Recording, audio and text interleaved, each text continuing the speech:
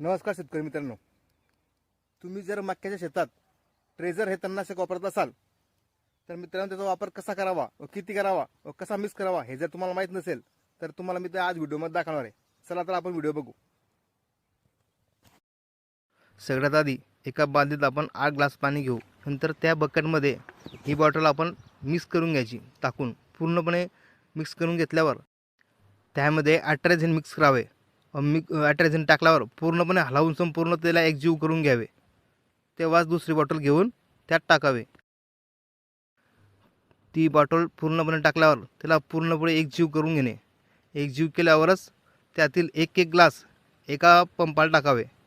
म्हणजे त्यात कमीत कमी 10 पंप होतात. पण मित्रांनो, किंवा पण एक लक्षात ठेवायचं, ज्यावेळेस तुम्ही ट्रेझरची फवारणी केल्यावर त्याच्या आधी एक छोटी बॉटल टाकायची. ती पूर्ण मिक्स झाल्यावर अॅट्राझिन टाकायचं. अॅट्राझिन पूर्ण मिक्स झाल्यावरच ही तिसरी बॉटल टाकायची. तेव्हाच ते गुणकारी ठरते. एवढं लक्षात ठेवा. एवढं सगळं झाल्यावरच त्यातील एक एक ग्लास एका पंपाला टाकून तुम्ही फवारणी करू शकता.